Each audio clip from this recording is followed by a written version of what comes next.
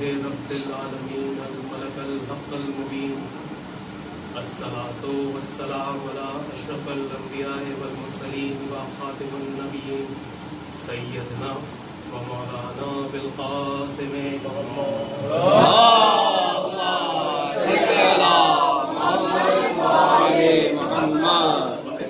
الطیبین الطاہرین المعصومین المظلومین المنتخبین المنتجبین. اما بعد فقد قال اللہ فی محکم کتاب المبین بسم اللہ الرحمن الرحیم اقرأ باسم ربک الذی خلق خلق الانسان من علق اقرأ وربک الاکرم الذی علم بالقلم علم الانسان ما لم یعلم. صلوات.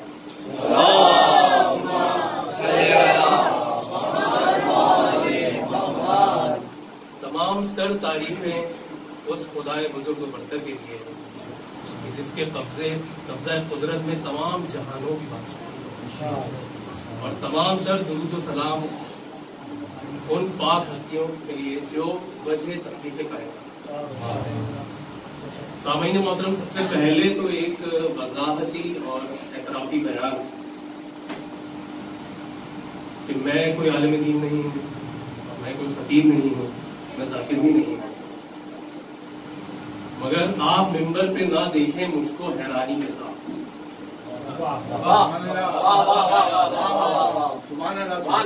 سامعین محترم، چیونٹی کو عربی زبان میں نمل کہتے ہیں. قرآن کا ایک معروف سورہ نمل اس چھوٹے سے جانور کے نام پر ہے، جس میں وہ قصہ بیان کیا گیا ہے جب نبی خدا حضرت سلیمان علیہ السلام کی گفتگو چیونٹیوں کے لشکر کے سردار سے ہوئی. یہ سورہ ہمیں بتاتا ہے کہ کوئی کتنا ہی چھوٹا کیوں نہ ہو، اگر معصوم سے منسلک ہو جائے تو اس کا ذکر ہمیشہ کرے. تو چیونٹی کو عربی میں نمل کہتے ہیں، فارسی میں مور. اب کچھ ذہنوں میں یہ سوال آ رہا ہوگا کہ مور کو فارسی میں کیا کہتے ہیں؟ مور کو فارسی میں طاؤس کہتے ہیں. تو آپ ممبر پہ نہ دیکھیں مجھ کو حیرانی کے ساتھ، مور کا بھی ذکر ہے تخت سلیمانی کے ساتھ. میں دعا گو ہوں بانیان مجلس میرے چھوٹے بھائی روحیت عظیم اور ان کے خانوادے کے لیے کہ پروردگار ان کی توفیقات میں اضافہ کرے. روحیت عظیم جو اپنے نام کی طرح عظیم ہو گئے ہیں کیونکہ انہوں نے بارگاہ آل محمد میں نوکری کری، اور اس در کی نوکری انسان کو بادشاہ بنا اور سوائے اس در کے ہر در سے بے نیاز کر. تو میں اس ممبر پہ آیا نہیں، لایا گیا ہوں، اور یقین مانیے میں آپ میں سے کسی سے بھی بہتر نہیں، مگر جو زبردستی ممبر پہ لایا جاتا ہے وہ یہی کہتا ہے کہ دیکھو میں تم میں بہتر آدمی نہیں ہوں، اگر میں کوئی غلطی کر جاؤں تو اس کا سدھار کر دیتا ہوں. میرے ساتھ ایک شیطان لگا رہتا ہے، اگر میں راہ سے بھٹک جاؤں تو مجھے واپس صراط مستقیم پہ لگا دیتا ہے. صلوات پڑھیے محمد.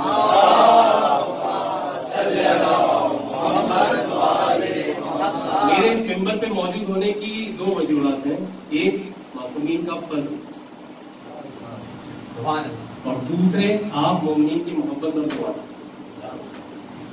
فضل کا لفظ میں نے اس لیے استعمال کیا کہ کرم تب ہوتا ہے جب انسان میں کوئی اہلیت ہو، کوئی صلاحیت ہو، یا وہ کسی چیز کا سوال کرے تو اس پہ کرم کر دیا جائے.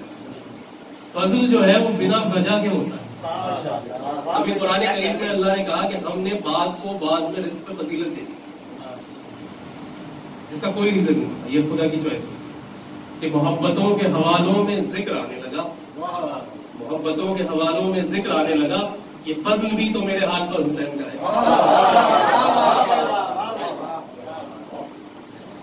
اور در اہل بیت کی مدح سرائی تو وہ چیز ہے جو خود انسان کو معروف کر دیتی ہے.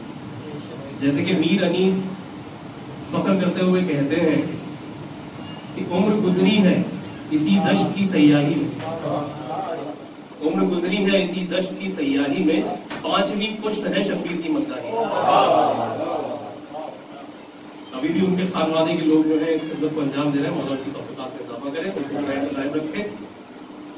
آج 8 ربیع الاول ہے، آج کا دن یوم شہادت ہے. ہمارے 11ویں امام صلی اللہ علیہ وسلم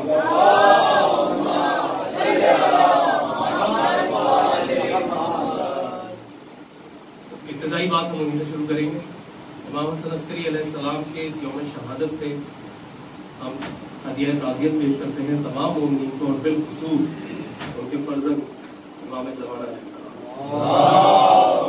ہمارے اس طویل عبادت کو، اس تعزیت کو قبول فرمائے.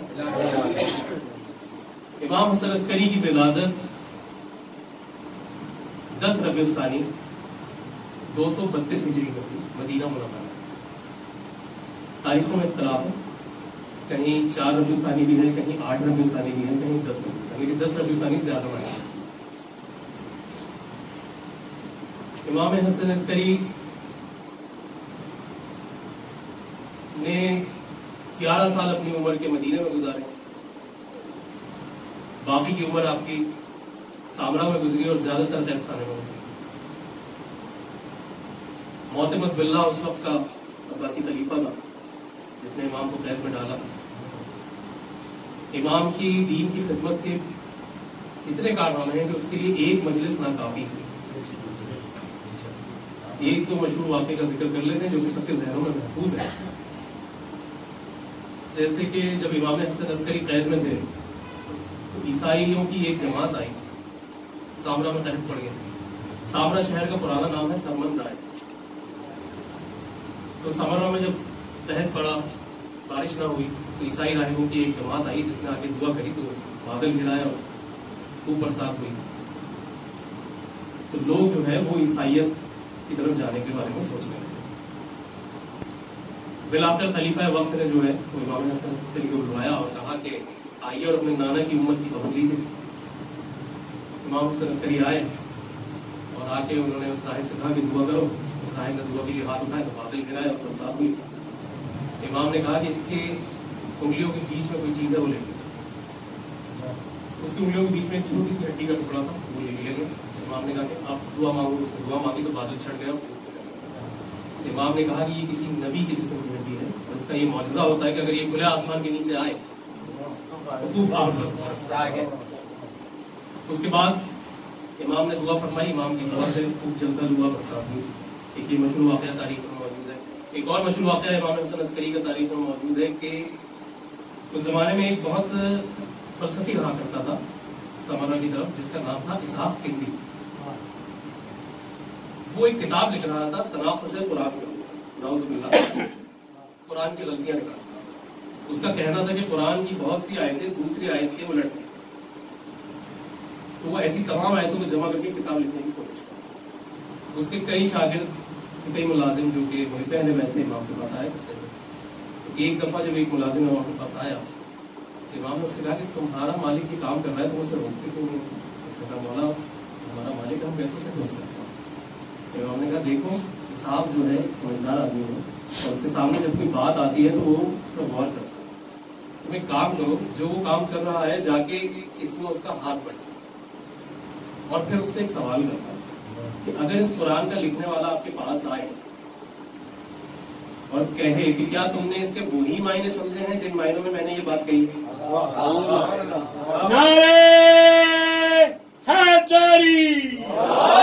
اور حبیب خدا خطب انبیاء بلندر صلوات محمد. اسحاق کندی کا غلام جو ہے اس نے ایسا ہی کیا. اس کا ہاتھ بٹاتا رہا. ایک دن اس نے کہا کہ آقا ایک سوال کروں. صاحب نے کہا پوچھو.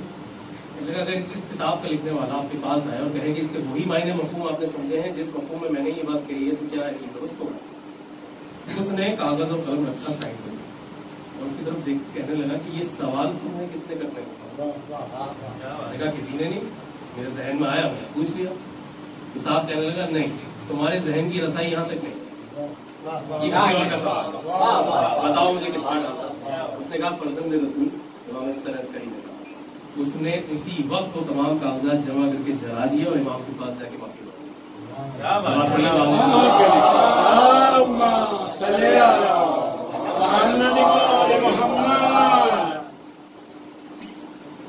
کہنے کا مقصد یہ ہے کہ جو خدائی نمائندے ہوتے ہیں وہ علم لدنی لے کر آتے ہیں. وہ دنیا میں آ کے تعلیم حاصل نہیں کرتے، تعلیم حاصل کر کے دنیا میں. سرنامہ کلام میں نے جس آیت کی تلاوت کا شرف حاصل کیا وہ سورہ علق کی ابتدائی 5 آیات. آئیے دیکھتے ہیں آیت میں ارشاد ربانی کیا ہو رہا ہے. بسم اللہ الرحمن الرحیم. اقرا باسم ربک الذی خلق خلق الانسان من علق اقرا وربک الاکرم الذی علم بالقلم علم الانسان ما لم یعلم. ترجمہ: اے حبیب، اے رسول، پڑھو اپنے پروردگار کے نام سے جس نے ہر شے کو پیدا کیا، جس نے انسان کو جمے ہوئے خون سے پیدا کیا. پڑھو اور تمہارا پروردگار بڑا ہی کریم ہے جس نے قلم کے ذریعے تعلیم دی اور انسان کو وہ سب باتیں سکھا دی جنہیں وہ جانتا ہی نہیں. آج جو قرآن ہمارے پاس موجود ہے یہ اس نزولی ترتیب کے حساب سے نہیں ہے جس طرح نازل ہے. نزولی ترتیب کے حساب سے قرآن کا پہلا سورہ سورہ علق ہے اور آخری سورہ سورہ نصر ہے. اور آج جو ہمارے پاس قرآن موجود ہے اس میں پہلا سورہ سورہ الفاتحہ ہے، آخری سورہ سورہ الناس ہے. سورہ علق وہ پہلی وحی ہے جو سرکار ختمی مرتبہ صلی اللہ علیہ وسلم.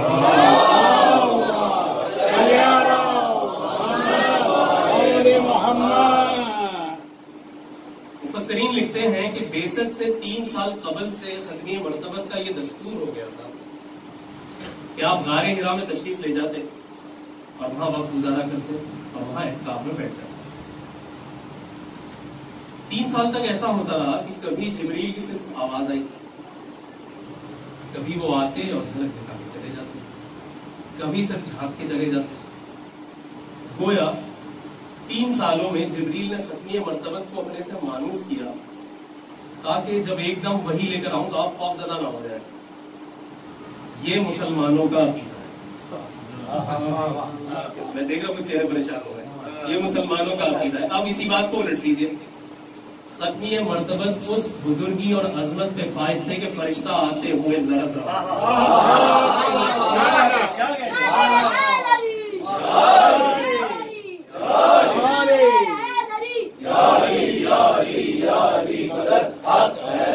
عظمت آل محمد پہ بابا سے بلند نعرہ صلوات.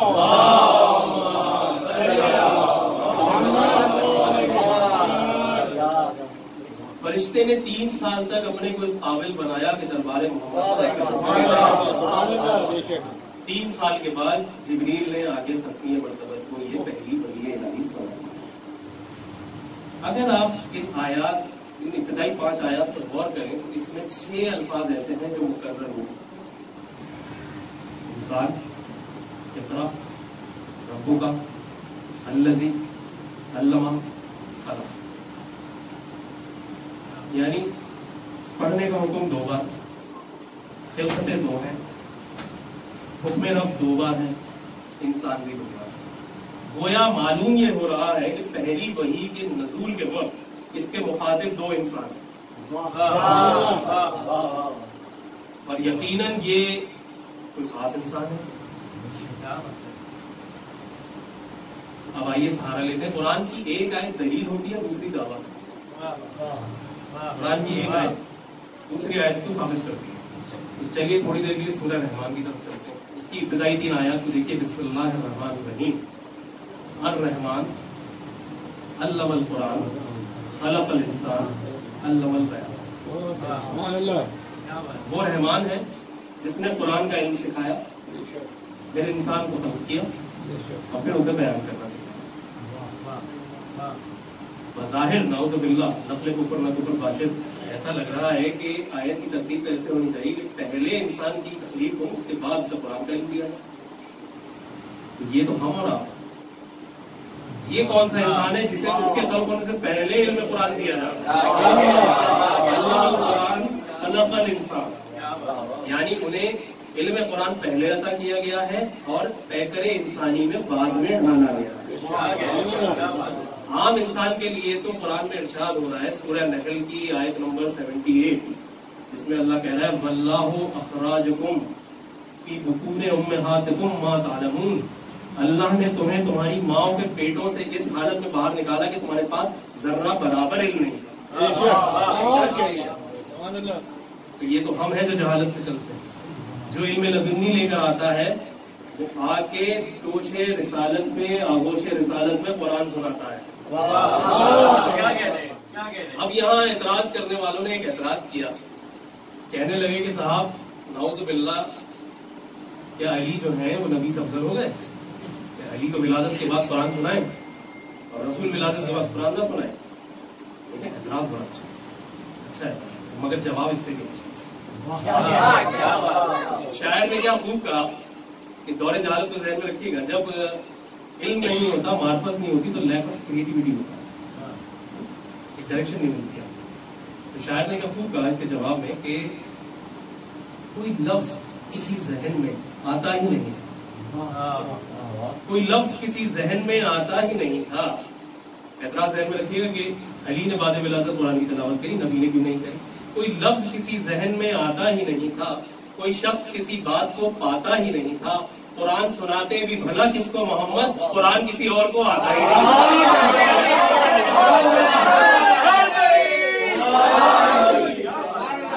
تو ایسے نے سنایا کہ صاحب قرآن تصدیق کر سکے. جو علم لدنی لے کے آتے ہیں وہ آغوش رسالت میں بھی قرآن سناتے ہیں اور موقع نیزہ میں بھی قرآن سناتے ہیں. تو پہلی وحی میں ذکر ہو رہا ہے پڑھنے کا اور لکھنے کا. گویا اللہ تعالیٰ بتا یہ رہا ہے کہ میرا حبیب پڑھا ہوا بھی ہے, لکھنا بھی جانتا ہے. مگر مسلمان کہتے ہیں کہ اسے نہ لکھنا آتا تھا نہ پڑھنا آتا تھا. اگر نہیں آتا تھا تو جب قلم مانگ رہا تھا تو دے دے, اگر نہیں دیا کیونکہ جان رہے تھے کہ اگر دے دیا تو یہ لکھ بھی دے گا. تو پہلی وحی الہی کا آغاز پڑھنے اور قلم کے ساتھ, اور رسول کی آخری خواہش قلم. تو یہ تو طے ہو گیا کہ پہلی وحی کے نزول کے وقت دو انسان. اب یہ دوسرا انسان ہوا. نہج البلاغہ میں مولا کائنات علی بن ابی طالب علیہ السلام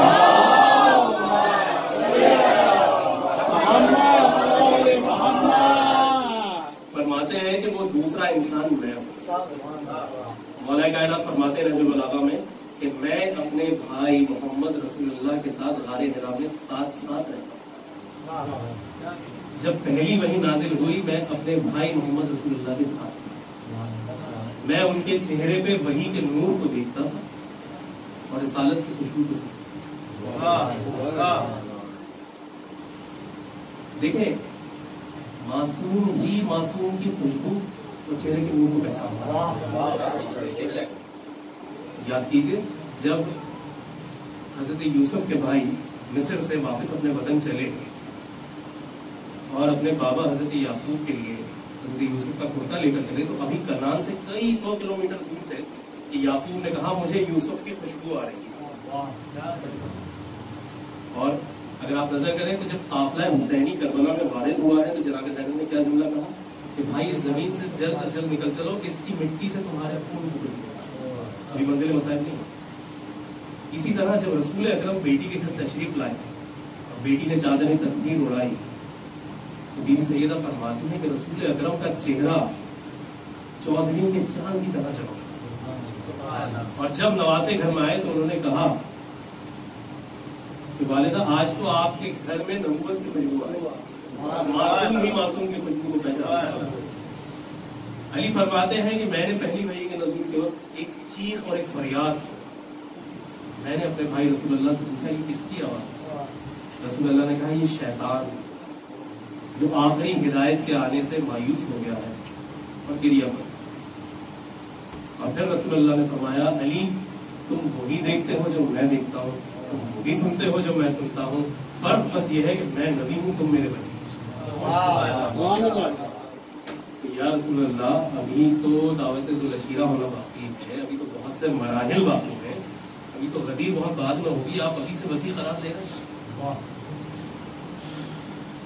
تو یہ ایک موقع پہ نہیں ہوا.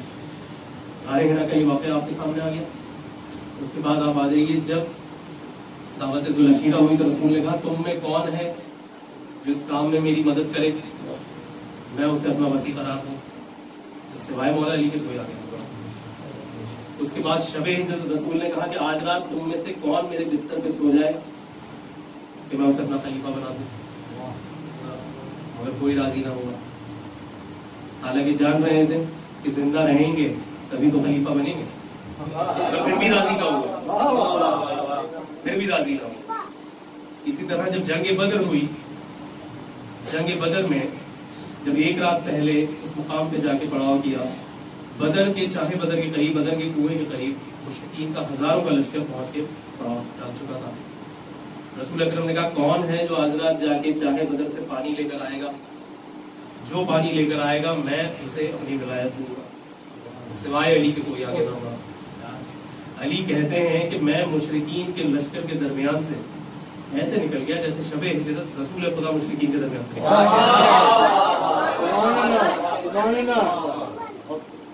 علی کہتے ہیں ایک شخص تھا بدر نام کا جس نے یہ کنواں کھدوایا تھا، اس کے نام سے وہ میدان اور وہ کنواں معروف تھا، بدر کا کنواں۔ علی کہتے ہیں میں نے بدر کے کنویں میں پہنچ کے ایک پتھر سے رسی باندھی اور اس رسی کے سہارے کنویں میں اترا پانی لینے کے لیے، تو میرے چہرے سے ایک ٹھنڈی ہوا ٹکرائی اور ایک آواز سنائی دی کہ السلام علیکم یا امیر المومنین۔ میں نے پوچھا کون؟ اس نے کہا میں جبریل۔ میں نے کہا میرا بھی سلام ہو۔ تھوڑی دیر کے بعد پھر اسی طرح سلام کی آواز آئی، پھر پوچھا کون؟ اس نے کہا میں اسرافیل ہوں۔ تیسری بار آواز آئی، کہا میں میکائیل ہوں۔ علی فرماتے ہیں بدر کے ایک دن پہلے کی رات چاہے بدر پہ مجھے 3000 فرشتوں نے امیر المومنین کہہ کے سلام کیا۔ اور جب وہ مجلس شورا ہوئی تھی تو اس میں مولا علی نے کسی کو مخاطب کر کے کہا تھا کہ کیا تم میں سے کوئی ہے جس کو 3000 ملکوں نے سلام کیا ہو؟ ملائکہ نے کوئی نہیں بولا تھا جواب۔ تو اب یہاں آپ یہ سوال کریں کہ بھئی ابھی جبریل، ابھی تو علی تو غدیر خون کا مولا بنتا ہے، آپ ابھی سے امیر المومنین کیسے بلا؟ اور بدر کا کنواں جہاں پڑاؤ ہے مسلمانوں کی فوج کا وہاں سے 6 میل دور ہے، آپ اتنی دور یہاں کیوں آ گئے؟ آپ کو تو اللہ نے بھیجا ہے کہ آپ جا کے رسول خدا کو خبر سنائیے کہ بدر میں اللہ فرشتوں سے آپ کی مدد کرے گا، تو آپ یہاں 6 میل دور یہاں کیا کر رہے ہیں؟ تو کوئی بعید نہیں کیسے جبریل یہی جواب دیں گے کہ کیا تم نے رسول اللہ سے سنا نہیں کہ میں شہر ہوں، علی اس کا دروازہ ہے، داخل ہونے کے لیے دروازے سے ہی جانا پڑتا ہے۔ تو علی پہلی وحی پہ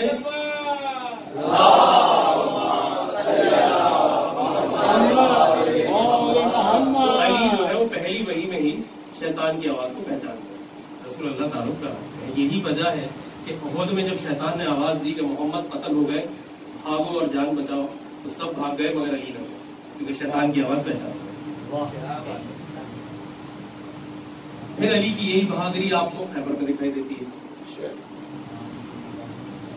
مگر مولا علی کی تمام جنگوں میں ایک ایسی عجیب و غریب جنگ بھی موجود ہے جو مولا نے ایک دکھائی نہ دینے والی مخلوق سے لڑی۔ واقعہ یوں تھا کہ مدینے سے کافی دور ایک مقام تھا، اس کا نام تھا سکاسر، کچھ روایتوں میں سکارسر بھی لکھا۔ وہاں پہ مشرکین کی ایک بڑی تعداد جمع ہوئی جس کا ارادہ مدینے پہ شب خون مارنے کا تھا۔ بحکم خدا رسول اللہ نے صحابہ کی ایک بڑی جماعت کو ساتھ لیا اور ان کی سرکوبی کے لیے اسے علاقے میں رکھا، مگر منافقین ہمیشہ سے موجود ہوتے، ایجنٹس آج کے دور میں نہیں ہوتے، تب بھی ہوتے تھے۔ انہوں نے پہلے سے خبر پہنچا دی وہاں پہ، بہت مشکل رستہ، گرمیوں کے دن جب وہاں پہنچے انہیں مخبری ہو چکی تھی، وہاں سے وہ سمجھ جاتے۔ رسول اللہ نے واپسی کا سفر شروع کیا اور واپسی کے سفر کے لیے راستہ تبدیل کر دیا، جس رستے سے آئے تھے اس رستے سے واپس نہ آئے، واپسی کے لیے ایک اور طویل اور دشوار گزار رستہ۔ اب صحابہ جو ہیں کچھ صحابہ چہرچی ہو گئے، یہ کیا ہو گیا، کیا کرتے؟ چل رہے چلتے چلتے یہاں تک کہ قافلے میں پانی بھی ختم ہوا، ایک جگہ پہ پڑاؤ ہوا۔ جب پڑاؤ ہوا تو کسی نے آ کے بتایا، اچھا ہر قافلے میں یہ واقعہ جو ہے شاعر نے بڑی خوبصورتی سے نظم کیا ہے، ہم اس کو نظم اور نثر دونوں میں لے کے چلتے ہیں۔ ایک بس سبا پڑھ دیجیے بابا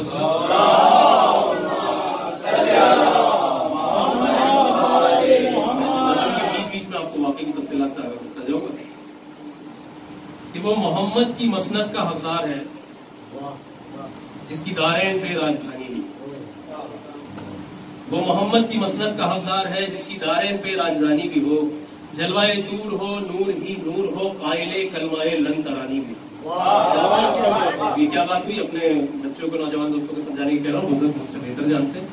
قائل کلمہ لن ترانی بھی، عربی میں دو لفظ استعمال ہوتے ہیں، ایک ہے لا، سب کو پتا لا کے معنی نہیں، اور ایک لفظ استعمال ہوتا ہے لام نون لن، یعنی بالکل نہیں. اس کو آپ انگریزی میں آسانی سے سمجھ لیں گے کہ نو اینڈ نیور. نیور کا مینس کہ ابھی بھی نہیں اور کبھی بھی نہیں. یہ نیور کے معنی میں استعمال. کیا واقعہ ہوا تھا؟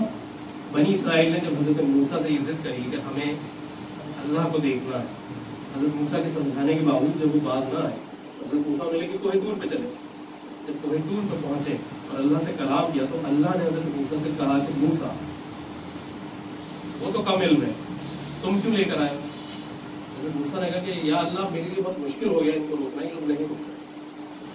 تو اللہ نے کہا ٹھیک ہے، میں تمہیں اپنے نور کی ایک ہلکی سی تجلی دکھاتا ہوں، اگر اسے برداشت کر جاؤ تو دیکھتے ہیں. اور واقعہ سب کے علم ہے، ایک نور چمکا جس نے طور کے پہاڑ کو سرما بنا دیا. حضرت موسیٰ کے ساتھی سب جل کے مر گئے، حضرت موسیٰ بے ہوش ہو گئے. مولا کائنات کوفے کے ممبر سے یہ فرماتے ہیں کہ جب حضرت موسیٰ نے اللہ سے یہ سوال کیا تو اللہ کے سوال پہ مسکرانے والا میں، موسیٰ کے سوال پہ مسکرانے والا میں علی تھا. وہ میرے دانتوں کی تجلی تھی جسے دیکھ کے موسیٰ جلوائے طور ہو نور ہی نور ہو قائل کلمہ لن ترانی بھی ہو. یہ معرفت کی وجہ، اس کے ذاکر ہو خود مصطفیٰ اور خدا، اور قرآن اس کے گھر کی کہانی بھی ہو. تم جسے مانو مرضی تمہاری، مصطفیٰ کا وسیع اس کو کہتے ہیں ہم، جس کی جنات پہ حکمرانی بھی. واپسی میں قافلے کا پڑاؤ ایک بہت ہی سنسان جگہ پہ ہوا تو پتہ چلا کہ اس علاقے میں ایک کنواں موجود ہے جس کنویں کو لوگ بیر العلم کہتے ہیں. دو لفظ علم ہوتے ہیں عربی میں، ایک علم الف سے ہوتا ہے جس کے معنی رج و ملال غم کے ہیں، اور ایک علم ہوتا ہے چھٹا ہے فلیٹ، تو اسے بیر العلم کہا ہے، یعنی غم کا کنواں، کیونکہ وہاں سے جنات کے رونے کی عجیب و غریب خوفناک قسم کی آوازیں آیا کرتی تھی. اور یہ مقام کثیب ارزق کہلاتا ہے. یہ وہ مقام ہے کہ یہاں کے جنات پہ حضرت سلیمان جیسے نبی کو بھی قابو حاصل نہیں ہو سکتا، اس قدر سرکش ہے. اور ایک بادشاہ گزرا ہے تبع یمانی نام کا، اس کے 10,000 کے لشکر کو ان جنات نے تباہ کیا. یہ اتنا خطرناک تھا. وہاں پہ پڑا ہوا تو وہ علی ہے کہ جس نے بحکم نبی، اب فرق ذہن میں رکھیے گا، علم الف والا بھی عین والا بھی، وہ علی ہے کہ جس نے بحکم نبی نصب بیر العلم پر علم کر دیے. تیرے رہبر تو بندوں سے ڈرتے رہے، اس نے جنات کے سر قلم کر دیا. حق کی جنگ سکاسک سے تھی واپسی، ایک صحرا سے جب سب گزرنے لگے، پیاس غالب ہوئی دید طالب ہوئی، صبر کے جامع انفاس، وہ نفوس جنہیں تاریخ میں لکھا ہے کہ بڑے صابر تھے، صبر کے جامع انفاس بھرنے لگے، جن کے دل میں ابھی تک نہ ایمان تھا. حق کی جنگ سکاسک سے تھی واپسی.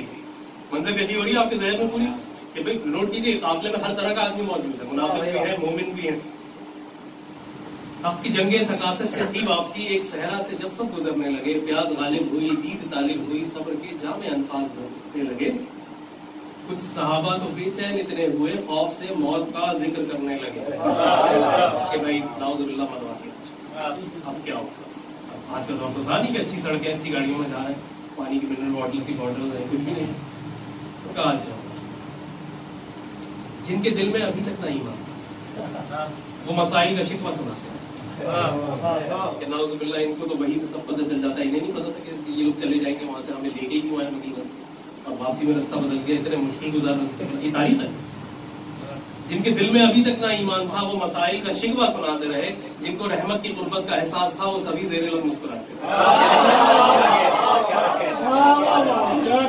اچھا، ہر قافلے میں ایک آدھ ایسا آدمی ضرور ہوتا ہے جسے یہ پتا ہوتا ہے کھانے پینے کی چیزیں کہاں ملیں گی. آج بھی جو قافلے جاتے ہیں جہاں بھی جائیں، چاہے آپ پکنک پہ جائیں یا کسی زیارتوں پہ جائیں، ایک بندہ ایسا نکل ہی آتا ہے جس کو پتا ہوتا ہے کہ یہ سامان کہاں ملے گا. ایک صحابی نے سرور کو دی یہ خبر، ہم تو موجود ہے اپنے حالات. کچھ صحابہ گئے तारीख में लिखा है कि अबुल आस नामी साहबी जो है जब वो कुएं के करीब पहुंचे और उन्होंने उसके अंदर एक डोल डाल के पानी निकालने की कोशिश करी तो बड़ी खौफनाक आवाजें बुलंद हुई और वो वहीं जल के राख हो गई।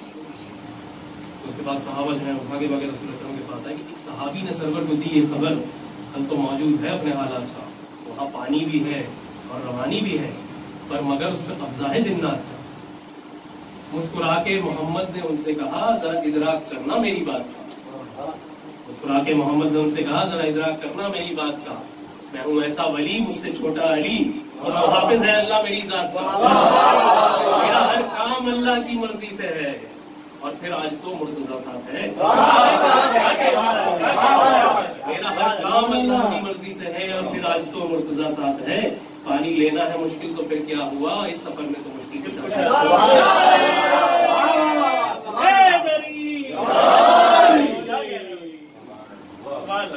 रसूल खुदा ने मौला अली को तलब किया और कहा जिनका विश्वास है, गलबा-ए प्यास है, मेरी अफवाज है ज़ेरे ज़मीन, इनको पानी पिला, बांट इनमें बका, इन पे एहसान कर दारा बजना। खंदक़ व बदर खैबर का फातिह है तुझी पे रजुल की सनद यार। आ गई मुश्किलें अब ये कैसे टले, जब तलब तू करे ना मदद यार। जाके जिन्नात से अपना हक छीन ले ताकि जाहिर हो हक का वली कौन है। मेरे असहाब को जो दिखाई ना दे उनसे लड़के बता दे वसी कौन।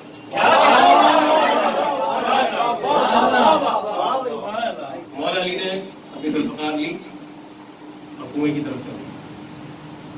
मौला ने कुछ सहाबा को अपने साथ आने को कहा और उन्हें हिदायत की कि मेरे पीछे आओ और सिर्फ जहां रेत पे मेरे नक्शे कदम हो सिर्फ उन्हीं के ऊपर कदम रखते रहो। मौला उस कुएं के करीब पहुंचे। वहां पहुंच के मौला ने किसी से खिताब किया तो कुएं से एक तफरीयत बना। तफरीयत कहते हैं जिन्नात की भी एक बहुत खौफनाक किस्म है जिसका कुरान में जिक्र आया कि जब हज़रत सुलेमान ने कहा कि कौन है जो मलका बिल्कीस का से पहले उनकी तख्त में आ गया, तो एक जिन बोला, एक तफरीयत बोला और फिर वो बोला जिसके पास किताब का कुछ नहीं था। ये किस्में हैं जिन्नात की। एक खतरनाक किस्म का तफरीयत बराबर हुआ और उसने कहा कि उसने मौला से मुकालमा किया वहाँ पे। तो अब जो सहाबा पीछे खड़े हुए थे उसका मौला के हुक्म पर उनके साथ गया। बाकी जो पीछे खड़े देख रहे थे उनमें कुछ ऐसे थे जो दिल में खुश हो रहे थे, तो आज काम हो गया, आज जान छूट गई। कुछ सहाबा कनखियों से कहने लगे, कुछ सहाबा कनखियों से कहने लगे मौत से जंग करने चला। आज तक इब्ने आदम से लड़ता रहा, आज जिन्नों से लड़ने चला है। मुस्कुरा के ये सलमान कहने लगा इसके दुश्मन अभी सर के बल आएंगे। भाई इससे जो दूर थे सभी मसरूर थे कि मौत के घर उतरने चला है। मुस्कुरा के ये सलमान कहने लगा इसके दुश्मन अभी सर के बल आएंगे। अच्छा मुर्दू जबान में मुहावरा बोलते ना कि भाई आज इसका भूत बता दूंगा, ऐसे पंजाबियों में बोलते कि तेरे जिन निकाल दूंगा आज। मुस्कुरा के ये सलमान कहने लगा इसके दुश्मन अभी सर के बल आएंगे। ऐसी उम्दा लड़ाई लड़ेगा अली आज कुएं के भी जिन निकल आएंगे।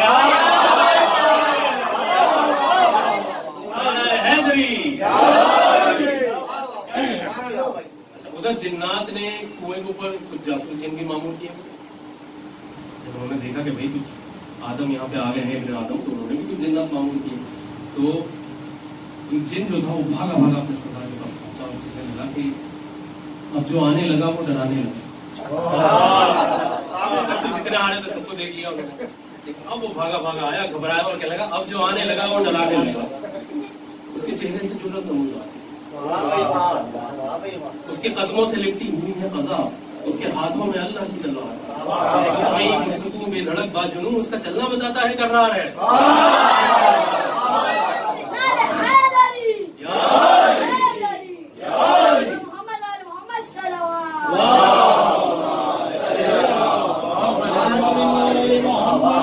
अब जो आने लगा वो डराने लगा, उसके चेहरे से जुर्रत नमूदार है, उसके कदमों से लिपटी हुई है क़ज़ा, उसके हाथों में अल्लाह की तलवार है।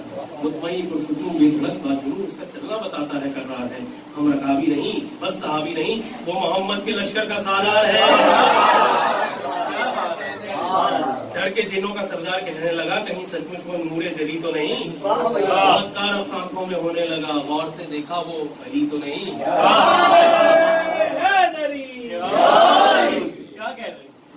جنات نے مکالمہ کیا اور کہا کہ علی آپ کیوں آئے ہیں؟ ہم آپ سے نہیں لڑنا چاہتے. علی نے کہا کہ دیکھو تم اس کنویں سے ہمیں پانی لینے دو. کہا یہ تو ہم نہیں دیں گے. تیار ہو جاؤ. مولا علی نے ایک رسی اپنی کمر سے باندھی، اس رسی کا سرا ساتھ آنے والے صاحب کے ہاتھ میں پکڑایا اور کنویں کے اندر چلا. کنویں کے اندر سے انتہائی ہیبتناک آوازیں آنا شروع ہو گئی. علی نے رجس پڑھا. علی نے کہا کہ جب انہوں نے کہا نا کہ علی آپ چلے جائیے، تو علی نے مسکرا کر کہا احمقو، اتنی جرت دکھاتا ہی کیوں؟ انہوں نے کہا کہ علی آپ چلے جائیں، نہیں لڑنا چاہتے. تو مسکرا کر علی نے کہا احمقو، اتنی جرت دکھاتا ہی کیوں؟ اگر ان کی مانند میں فرار ہوتا لیکن تلوار کنویں پہ آتا. پانی کا برتن لے کے نہیں مانند میں فرار ہوتا لیکن تلوار کنویں پہ آتا ہی کیوں؟ بھاگنا میری فطرت میں شامل نہیں. مسکرا کر علی نے کہا احمقو، اتنی جرت دکھاتا ہی کیوں؟ اگر ان کی مانند میں فرار ہوتا لیکن تلوار کنویں پہ آتا ہی کیوں؟ بھاگنا میری فطرت میں شامل نہیں. مجھے کہتے ہیں قہر جلی عرش پر، میری تلوار کا وار فنار کرتا ہے اور کاٹتا ہے عدو ڈھونڈ کر. جنگ صفین کئی دن چلی تھی. ایک رات مالک اشتر نے مولا علی سے کہا کہ آج تو میں نے آپ سے زیادہ لوگوں کو قتل کیا. مولا نے مسکرا کے کہا کہ ہاں تعداد تمہاری زیادہ ہے، مگر تمہاری تلوار جب چلتی ہے تو یہ نہیں دیکھتی کہ وہ کسی منافق پہ چل رہی ہے یا غیر منافق پہ. میری تلوار جب چلتی ہے تو میں آنے کی والی اس کی 14 نسلوں کو دیکھ رہا ہوں. بھاگنا میری فطرت میں شامل نہیں. مجھے کہتے ہیں قہر جلی عرش پر، میری تلوار کا وار فنار کرتا ہے اور کاٹتا ہے عدو ڈھونڈ کر. دن میں بیٹھوں تو صدیاں گزر جائیں گی. میری جرت کی امثال ہے اس قدر، کبھی شام احد، کبھی خندق کا دن، کبھی خیبر کا دن، کبھی مرحب کا دن.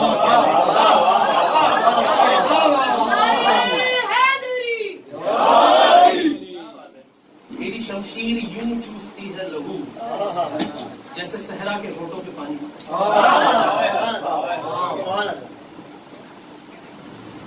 ایک دفعہ جبریل سید الملائکہ سید الانبیاء سے محو کلام تھے. صلوات پڑھیے گا.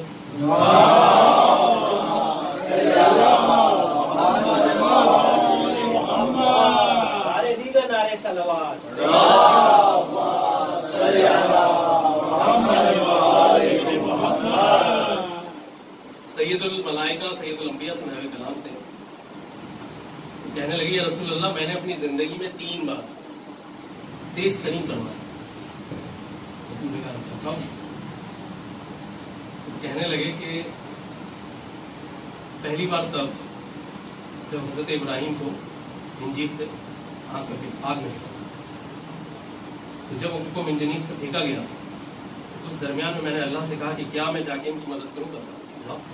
میں بہت تیز پرواز کرتا ہوں حضرت ابراہیم کا. دوسری بار جب حضرت یوسف کو ان کے بھائیوں نے کنویں میں پھینکا تو اللہ نے مجھے حکم دیا کہ یوسف کے زمین پہ گرنے سے پہلے انہیں پہ پڑھو. میں نے تیز ترین پڑھا. اور تیسری بار جب خیبر میں علی نے مرحب کے سر پہ وہ وار کیا جو مرحب کے سر پہ پہلے ایک پتھر کے خود کو، اس کے بعد لوہے کے خود کو، اس کے بعد تانبے کے خود کو کاٹتا ہوا، اس کے سر کو کاٹتا ہوا، اس کے گھوڑے کو 2 ٹکڑے کرتا ہوا زمین میں گھسا. تو اللہ نے مجھے کہا کہ جبریل جا کے اس وار کو روکو اور نہ زمین 2 حصوں میں بڑھ جائے. آج کی سائنس آپ کو بتائیے زمین کا اوپری حصہ کرسٹ، اس کے نیچے مرکز کے اوپر کی جو طے ہے وہ مینٹل، اور جو مرکز ہے وہ کور کہلاتا ہے. یہ کور وہ ہے جس پر پوری دنیا جڑی ہوئی ہے. اگر وہ کور کسی طریقے سے ٹوٹ جائے دنیا جیسے ہم کوئی ناریل توڑ دیتے ہیں ایسے ٹوٹ سکتے ہیں. تو خدا نے روکا. تو علی کیا کہہ رہے ہیں؟ میری شمشیر یوں چوستی ہے لہو. تو بات یہاں ختم نہیں تھی. جبریل کہہ رہے ہیں کہ میں نے جا کے علی کے اس وار کو اپنے پروں پہ روکا اور میں نے اپنے پروں پہ اس وار کی شدت محسوس کی، اور یہ دیکھ کر میں حق دق رہ گیا کہ جب میں نے دیکھا کہ علی کے ایک بازو کو اسرافیل اور ایک بازو کو میکائیل نے کھینچا۔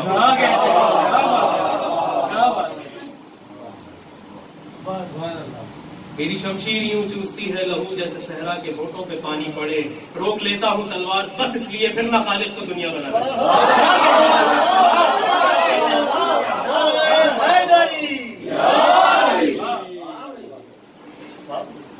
بات سے بات ذہن میں آ رہی ہے تو چل رہی ہے کہ چھٹے امام سے ایک دفعہ کسی نے سوال کیا تھا کہ مولا جب حضرت جبریل نے مولا کائنات کا یہ وار اپنے پروں پہ روکا تو کیا ان کے اوپر کٹ گئے تھے؟ تو امام صادق نے کہا کہ کٹے بھی اور نہیں۔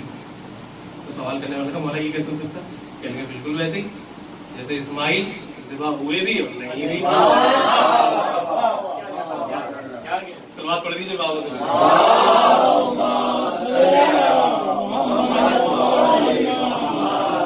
میری شمشیر یوں چوستی ہے لہو جیسے صحرا کے ہونٹوں پہ پانی پڑے، روک لیتا ہوں تلوار بس اس لیے پھر نہ خالق کو دنیا بنانی پڑے۔ تم خدا اور نبی کے عدو مت بنو، کہ مخالف ہواؤں کا رخ کرو۔ میرا وعدہ ہے بخشش کرا دوں گا میں، اپنا ناتا میری ذات سے جوڑ دو۔ اپنی اوقات مت پانی پانی کرو، میری زوجہ کا حق المہر چھوڑ دو۔ پانی ملتا ہے دنیا کے ہر شخص کو، ہر بشر میری زوجہ کا ممنون ہے، ورنہ جو حق کے زہرا پہ قبضہ کرے کبریا کی نظر میں وہ ملعون۔ کچھ جنات نے لڑائی کا فیصلہ کیا، جنگ شروع ہوئی، پھر خدا کے غضب کو جلا، اپنے اختتام پہ آ گئی، پھر خدا کے غضب کو جلا لا گیا، دستے غیبت نے پڑھ کے اٹھایا، پانی روکا تھا لشکر کا جنات نے، حق نے پانی قضا کا پلایا، زندگی بانٹنے والے انسان نے موت کا پل میں رستہ دکھایا ہو، اٹھا کے پھینکا انہیں، کچھ ہوا میں اڑے کچھ خلا میں رہے کچھ فضا تک گئے۔ علی نے آسمان کی طرف منہ کر کے کہا کہ میں ہوں امر خدا، یہ ہے میرا امر، میں ہوں رب کی رضا، یہ ہے مرضی میری، اگر ان میں سے زندہ کوئی آ گرا آج سے ملک الموت چھٹی تیری۔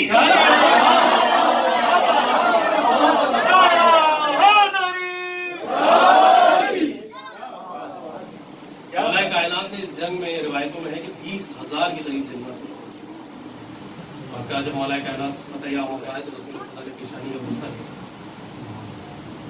تاریخ میں کتاب میں ہماری ساری کتابوں میں واقعہ لکھا ہوا جنگ سے مشہور ہے۔ مولا کائنات کی جنگ کے میدان میں جو بہادری ہے وہ ایسی ہے کہ اس کی فخر و مباحت ہم اور آپ کیا کریں گے، اللہ کرنا۔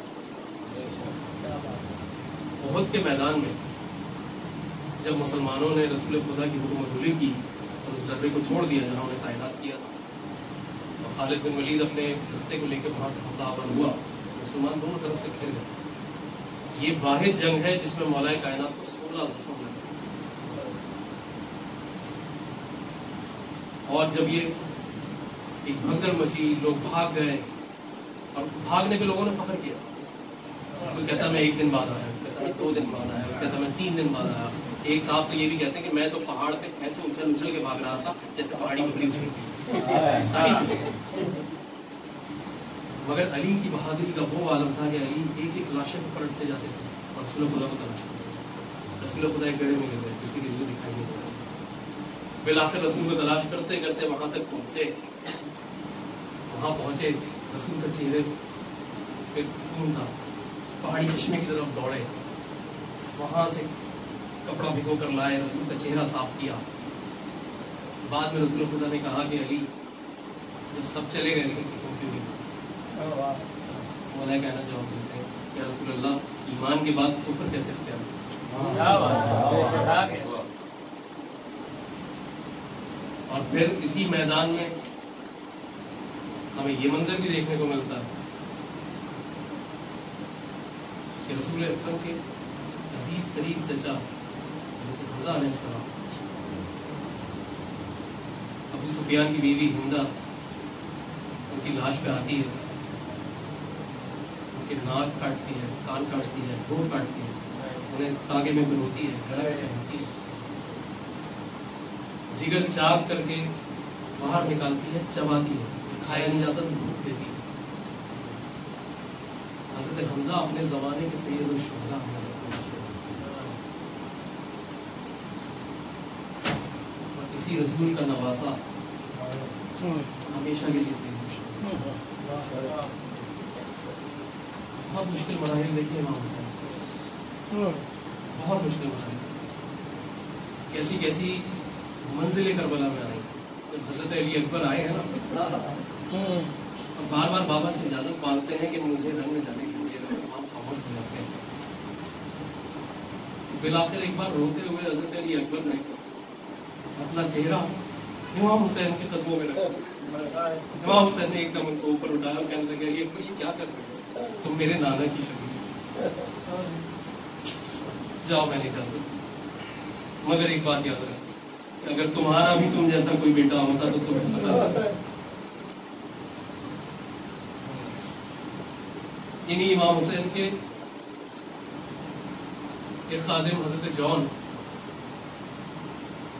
وہ بھی مولا سے بار بار اجازت مانگتے میدان میں جانے کی، مولا اجازت نہیں دیتے، پر منع کر دیتے۔ جون کہتے ہیں کہ مولا میں سمجھ گیا آپ کیوں اجازت نہیں دیتے۔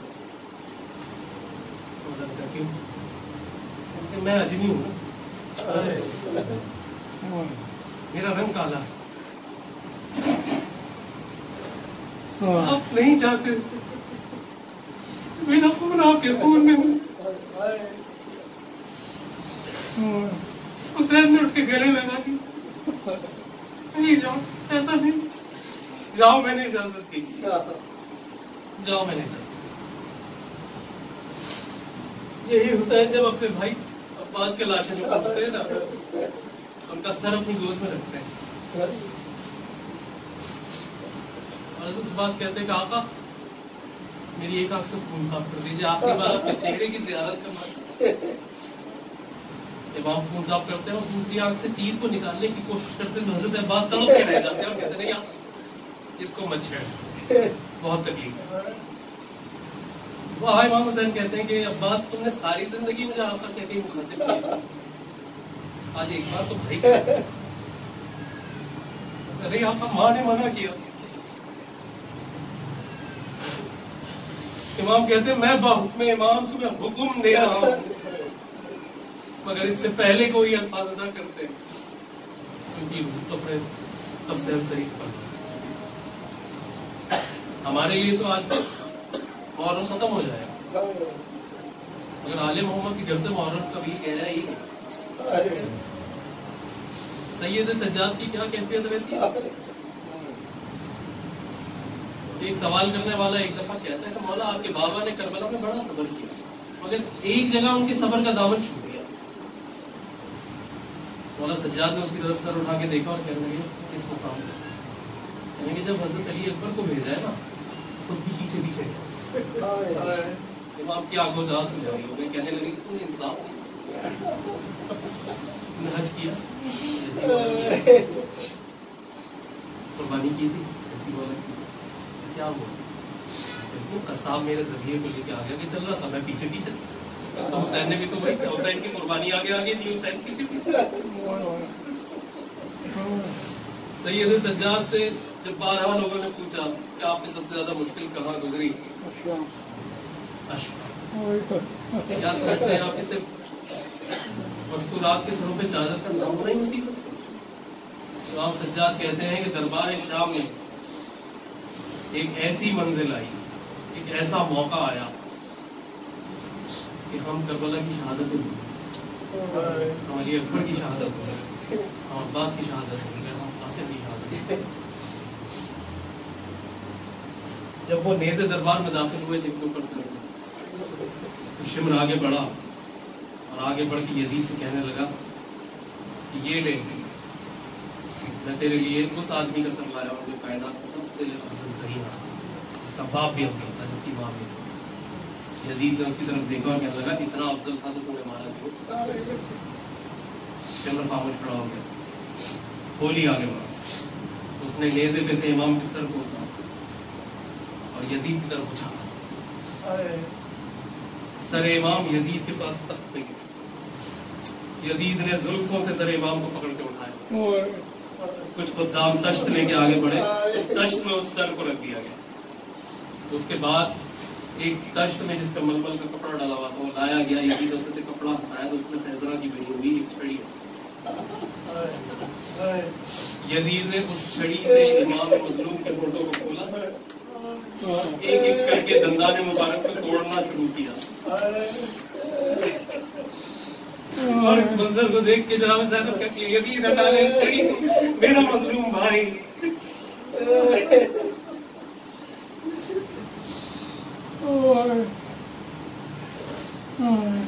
ماتم حسین.